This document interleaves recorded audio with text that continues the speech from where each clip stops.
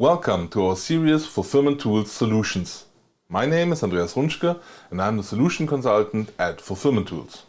In the previous video, we already discovered how the distributed order management system would distribute incoming orders from your customers to all available locations in your fulfillment network. But what happens if at the end of this distribution there is not a warehouse but a normal store? A warehouse uses WMS systems. Typically processes for picking and packing are already in place because that's what they were built for. In contrast to that, a store employs sales specialists. They are specialized in servicing customers, not logistics. The seamless integration of your employees in the stores is crucial to the success of a modern omnichannel approach with use cases like click and collect and ship from store. They should be able to participate as part of your fulfillment network without any further training or disruption in their day-to-day business. For exactly this reason, Fulfillment Tools offers the store fulfillment feature as an app to all of our customers.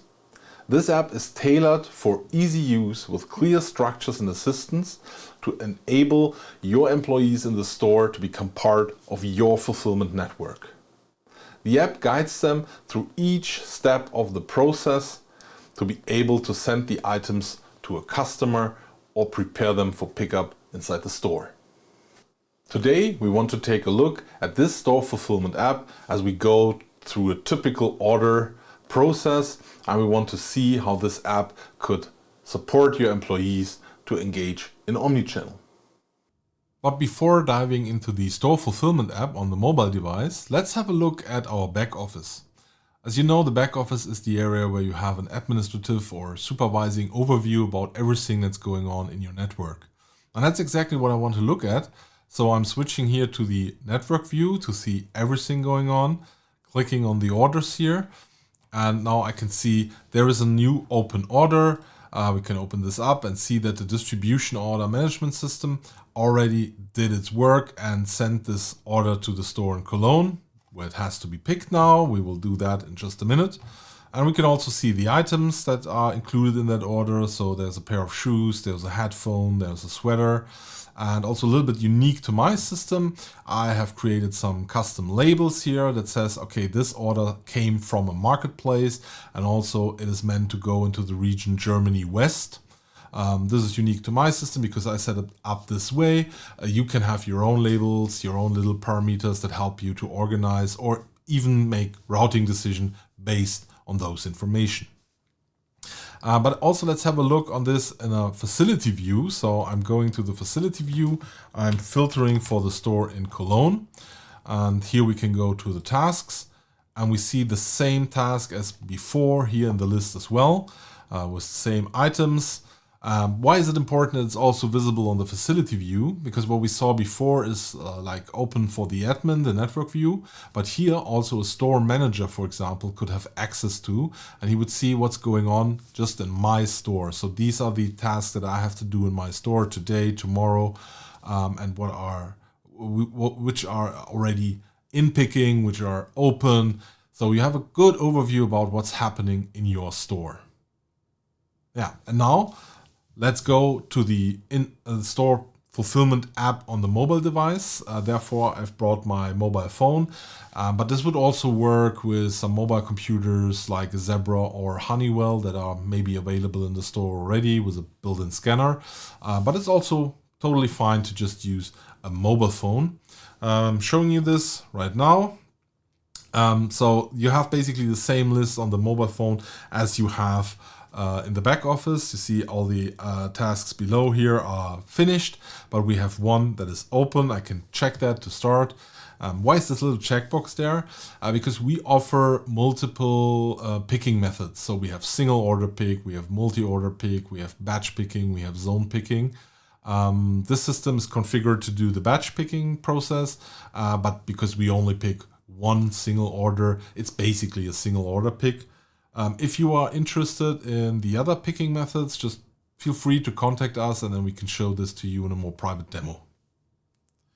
So I'm just starting this now and we see here the different items that I have to pick now.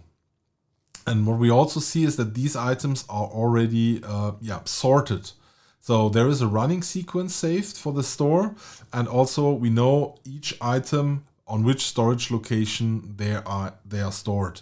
So these storage locations, they are sorted around the running sequence. So now, as an employee, I just have to follow my sequence, and then I know first will be the shoes, then will be the headphones, and then will be the sweater. And we can also see here the storage locations as well mentioned. So we see S to J for the shoes, so we can go there directly, pick up the shoes, and best case scenario, we have a barcode attached to the shoes, so we can scan them. This, of course, is the best way to do it to avoid mispicking something.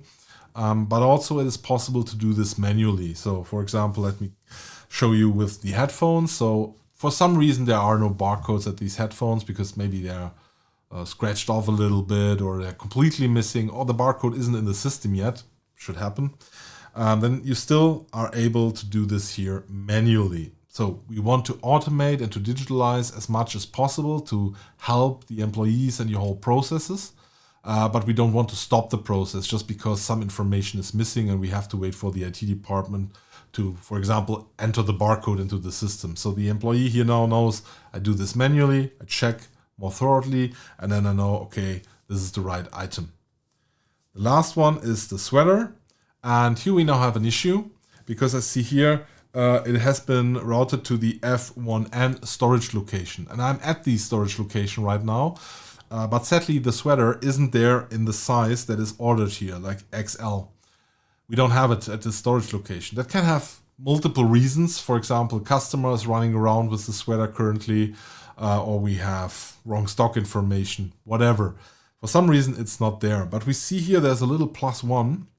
This is an indicator that there is another storage location where this product might be available. So I'm now telling the system the item is not available at the storage location you told me. And now you see he is trying to switch that, and he says, okay, there is an alternate storage location that I could find. Please have a look at S2I.